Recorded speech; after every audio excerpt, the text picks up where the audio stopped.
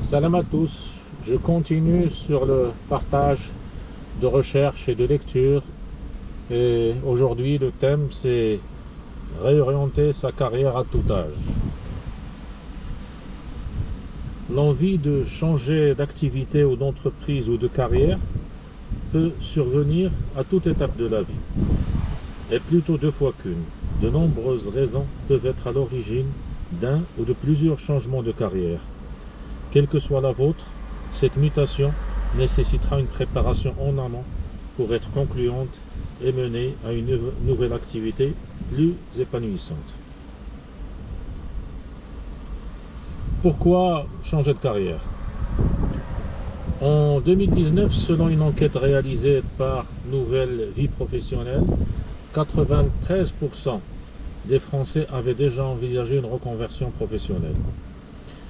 Si 55% d'entre eux souhaitaient le faire sans avoir encore franchi le pas, 17% avaient fini par se reconvertir et 21% avaient entamé le processus. Ces chiffres indiquent que la réorientation professionnelle n'est pas un phénomène marginal dans la société. Les raisons qui peuvent pousser à changer de carrière sont multiples. On peut penser à réduire son stress, diminuer sa charge de travail et éviter le burn-out, adopter un nouveau mode de vie, acquérir de nouvelles compétences, combattre l'ennui au travail, suivre une vocation ou une passion, prendre son indépendance professionnelle, augmenter ses revenus, saisir une opportunité d'avancement, trouver du sens à son métier, revenir à certaines valeurs. Ou plutôt un souci pour déménager dans une autre région ou à l'étranger et rechercher une certaine reconnaissance. Au final, il y a sans doute autant de raisons que de reconversion. Il est aussi tout à fait possible que ces décisions découlent d'un ensemble de considérations. Ce type de projet est propre à chaque individu et chacun peut décider de se lancer ou non pour de bon. Alors comment réorienter sa carrière? Sur le papier, la décision de réorienter sa carrière peut sembler séduisante. Sachez qu'il vous faudra une bonne préparation ainsi qu'un réel investissement pour y parvenir. Une fois le projet lancé, il ne sera pas toujours évident de faire marche arrière. Aussi, avant de faire le grand saut, laissez-vous guider. Je vous propose 9 étapes à suivre afin de vous organiser au mieux. D'abord, il faut faire le point avec vous-même. Installez-vous au calme pour réfléchir et vous poser les bonnes questions concernant votre situation actuelle. Qu'est-ce que vous aimez ou n'aimez pas dans votre travail actuel? Qu'est-ce que vous aimeriez changer? Qu'aimeriez-vous conserver?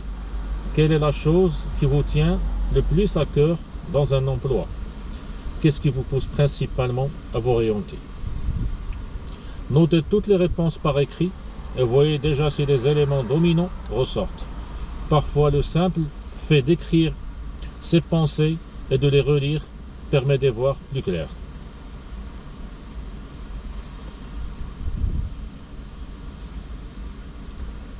En second lieu, déterminez si vous souhaitez changer de secteur. Au fond, est-ce que votre poste actuel que vous souhaitez changer ou le secteur dans lequel vous évoluez, si vous occupez un emploi dans le tertiaire, que vous êtes dans un secteur que vous avez choisi initialement. Alors déterminez si vous souhaitez changer de secteur.